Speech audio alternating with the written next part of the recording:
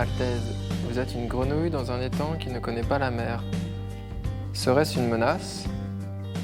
Plutôt une invitation à la sagesse. Je n'ai jamais été très sage.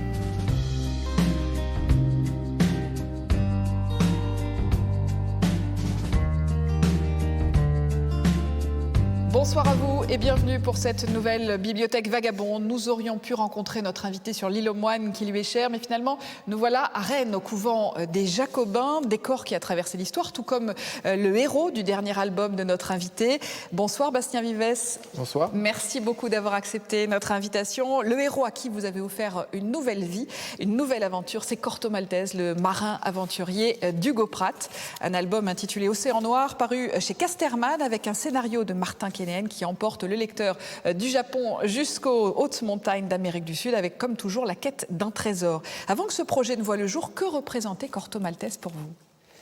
Alors, moi, pour être tout à fait honnête, j'avais ouvert les aventures de Corto Maltese quand j'étais petit et j'étais passionné de dessin. Donc j'avais bien aimé le dessin, mais c'était un peu trop adulte et j'avais beaucoup de mal à me plonger dans les histoires. Et puis j'ai redécouvert Corto Maltese lorsque j'étais adulte. Et donc je me suis plongé là-dedans. Et c'est aussi en découvrant Manara que je suis arrivé sur Pratt. Et tout d'un coup, moi, ça m'a passionné, surtout la manière qu'il a de faire parler les personnages entre eux. Je trouve que c'est vraiment toute la force de Pratt, au-delà de son dessin, quoi. Vous qui avez été remarqué par votre univers singulier, comment naît l'envie de se réapproprier un tel monument de la bande dessinée? Est-ce qu'il y a de l'appréhension? Oui, il y a un petit peu d'appréhension, mais surtout de l'excitation. Il y a l'idée de devoir élever son niveau de dessin, élever sa manière de raconter, sans vouloir singer l'œuvre de Pratt, mais d'aller, c'est de voir presque un défi, quoi. Quelles sont les contraintes qui s'imposent à vous au moment de le réinventer? Est-ce qu'il y a des incontournables? Il faut se dire qu'il y a quelques ingrédients par lesquels il faut peut-être passer, mais rien n'est obligatoire. Et lui aussi a dessiné ses aventures à une période donnée, avec des codes aussi qui étaient propres à cette période. Et nous, on est en 2020, et c'est évident qu'il y a des choses sur lesquelles on a un autre regard, on a une autre approche. Et le tout est d'arriver à prendre ce qui a été fait avant, l'amener tranquillement vers ce qu'il y a aujourd'hui, sans copier les solutions sur lesquelles est arrivé Pratt, les solutions graphiques ou les solutions narratives, mais d'aller vraiment y amener notre personnalité, nos solutions à nous, mais qu'on ressente quand même toujours le personnage. Donc c'est vraiment un exercice vraiment un exercice d'équilibriste, quoi. Corto Maltese a déjà connu 3 résurrections, avec Juan Diaz-Canales et Rubén Pereiro. Mais vous avez innové, car cette nouvelle aventure, elle ne se déroule pas dans la première partie du XXe siècle, comme du temps d'Hugo Pratt, mais en 2001. Pourquoi est-ce que vous avez choisi de faire ce voyage dans le temps? Parce que moi, alors après, c'est mon avis personnel, mais je pense que sans ça n'aurait pas été intéressant, enfin pour moi, de raconter ces histoires, parce que Pratt l'a déjà très bien fait, et j'avais besoin aussi que le personnage soit plus proche de nous, et surtout de se dire que j'aime bien l'idée que Corto Maltese n'est pas un héros, c'est un mythe, et il peut traverser le temps comme ça, et je trouvais ça très chouette de pouvoir le mettre à notre époque aujourd'hui, quoi.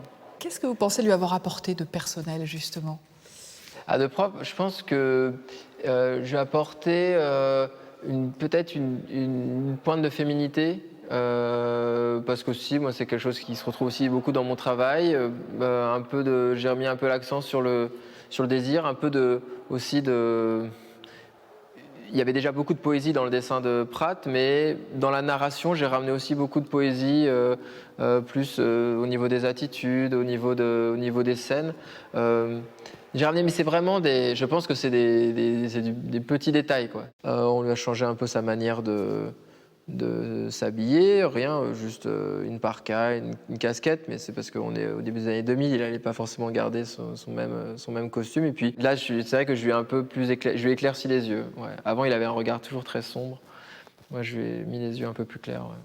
Est-ce qu'il pourrait y avoir d'autres aventures de Corto Maltese sous votre crayon?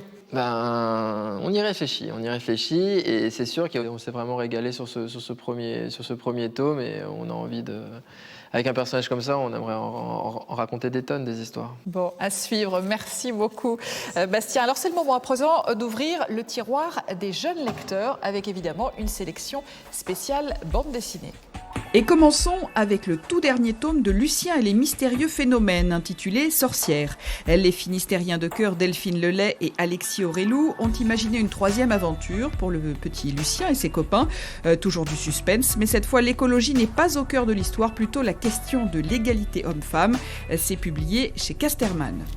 Gwenola Morizur est aussi finistérienne. Elle s'est fait connaître avec Bleu Pétrole, cette BD publiée au label Grand Angle, une fiction en hommage à son grand-père, Alphonse Arzel, maire de Ploudalmézeau, au moment du naufrage de l'Amoco Cadiz.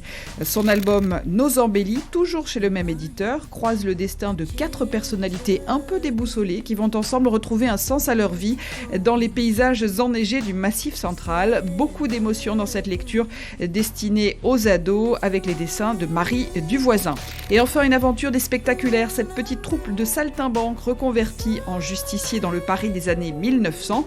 Le tome 5 contre les brigades du Pitre vient de paraître aux éditions Rue de Sèvres. Au scénario, le fougérien Régis Sautière et au dessin Arnaud Poitvin. Bastien Vivès, quelle place tenait la lecture quand vous étiez enfant? Est-ce qu'il y a peut-être une BD qui a décidé de votre vocation? Quand je réfléchis, j'aimais beaucoup le dessin de Quentin Black, l'énorme crocodile, tout ce qu'il avait fait avec Roald Dahl, ça m'avait beaucoup marqué. Très vite, en fait, j'ai déplacé vraiment mon dessin pour aller vraiment dans la littérature plus adulte, avoir un dessin plus sérieux, enfin plus sérieux, c'est un grand mot, mais un peu plus réaliste. J'étais obsédé par l'idée que le dessin devait représenter la réalité. Ça, c'est des choses qui m'ont ôté. Donc en fait, c'était pas forcément des lectures, c'était des contemplations d'images. Ouais. Poursuivons la discussion avec notre grimoire à confidence que je vous invite à attraper. Allons-y. Voilà. Et vous allez l'ouvrir et... Alors, crayon, tablette numérique. Crayon ou tablette numérique, comment travaillez-vous? Pour les bandes dessinées, quand j'ai besoin vraiment de raconter une grosse histoire avec plein de personnages et tout, la tablette numérique, parce que le numérique me permet de revenir, et vu que je dois repasser sur des planches et faire des modifications tout le temps, pour la mise en scène, le numérique, c'est le meilleur. Après, là, ça fait quand même depuis quelques années que je reviens un peu plus au dessin traditionnel. Noir et blanc, couleur, Corto Maltese, j'ai mis des gris, parce que pour moi, dans la mise en scène, la chose la plus importante, c'est que j'ai besoin d'indication de la lumière. Elle va me permettre de créer la temporalité, de créer les moments de journée, et ça m'aide énormément dans la mise en scène. La couleur, en fait, j'en ai pas besoin. Et donc, j'ai pris le choix, en bande dessinée, de faire mes albums en noir et blanc. Pour les albums, assez important. Après, je pense que quand j'ai des albums avec des paginations plus faibles, je partirais. J'aimerais bien aller un peu dans la couleur, mais j'ai l'impression que pour l'instant, la couleur ne veut pas trop de moi. Et ensuite, les hommes ou les femmes? Oui, hommes ou femmes. Quel plaisir, quel type de personnage? D'habitude, on a l'impression que il y a une préférence nette. Alors, bien sûr, moi, j'aime beaucoup les femmes et j'aime beaucoup les dessiner. Et j'ai beaucoup de désir quand je dessine les femmes. Mais avec, par exemple, Corto Maltese, c'était très, très intéressant. Et moi, j'ai beaucoup aimé de pouvoir dessiner un homme sur lequel j'allais pouvoir y plaquer du désir, du fantasme et tout ça. Et ça, c'était aussi c'est très chouette. Alors, c'est le moment d'ouvrir maintenant le tiroir des libraires. Aujourd'hui, c'est Solveig Touzé de la librairie La Nuit des Temps à Rennes qui partage avec nous son coup de cœur.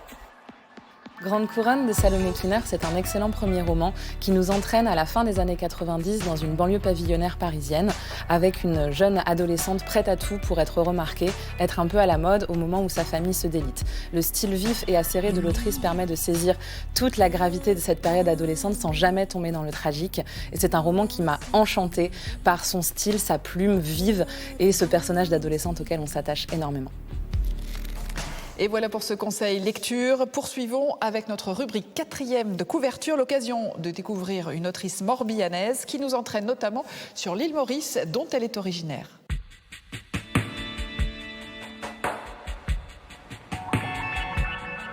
Je suis Mariam Chekh-Farid, auteure franco-mauricienne, bretonne née à Londres, d'un premier roman édité chez Philippe Ray, Le syndrome de l'accent étranger.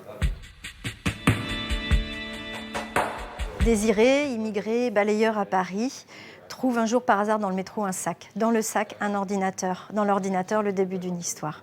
Il va tellement être happé par cette histoire qu'il va demander au propriétaire de lui donner la suite de l'histoire en échange du fait qu'ils lui rendent son bien. L'auteur va se piquer au jeu, c'est finalement par leur relation épistolaire que le roman dans le roman va se construire de Paris à l'île Maurice. Parce que le syndrome de l'accent étranger existe réellement et qu'il est symbolique du fait qu'un détail peut faire basculer toute une existence. Parce que je voulais parler de la poésie du quotidien, celle des invisibles, de l'île Maurice, de Paris et des failles de ces territoires qui me tiennent à cœur. Et parce que je voulais que mes grands-parents de plus de 95 ans aient un texte entre les mains qui leur laisse de l'espoir sur le monde de demain.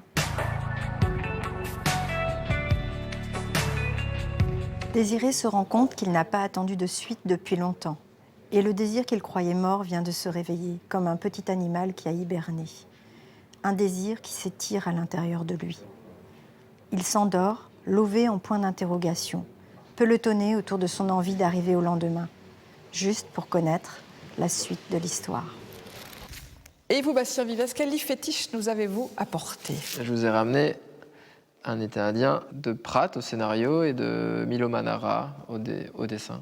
Et c'est un livre qui est vraiment un tournant dans ma BD-philie et même ma carrière et tout ça. C'est tout d'un coup un album qui m'a fait comprendre qu'on pouvait faire passer des émotions extrêmement fortes en bande dessinée et pas simplement faire un peu ricaner ou un peu attrister suivant les choses ou d'avoir un petit haut au cœur, mais vraiment d'être porté par un souffle épique, vraiment une grande aventure, des personnages en couleur qui ont tous une personnalité folle, les hommes, les femmes, c'est absolument incroyable. Je pense que c'est vraiment un des chefs-d'œuvre de la bande dessinée. Ouais. Merci beaucoup de l'avoir fait partager. Je vous laisse le glisser devant le vôtre. Merci beaucoup, Bastien. Avant de nous quitter, jetons un œil du côté du tiroir des rendez-vous, préparé par notre partenaire Livre et Lecture en Bretagne. Tout d'abord, puisque nous parlions BD, notez bien que le festival Malouin Quai des Bulles débute dans 15 jours, du 29 octobre au 1er novembre, une 40e édition avec bien sûr de très nombreux invités et notamment une exposition sur l'univers des spectaculaires BD dont nous parlions il y a un instant.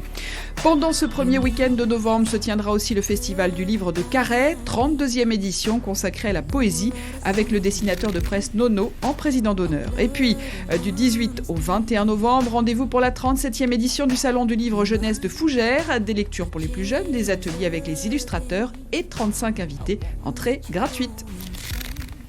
Voilà pour cette date. Une dernière à noter, celle du 26 novembre pour la prochaine halte de la Bibliothèque Vagabonde. Ce sera avec Claire Léost qui vient d'obtenir le prix Bretagne. D'ici là, n'hésitez pas à consulter notre site internet pour retrouver toutes les références des livres dont nous vous avons parlé. Maintenant, les spectateurs d'Iroise retrouvent leur journal local et moi, le temps d'un générique, je vous donne rendez-vous pour Supplément d'Art.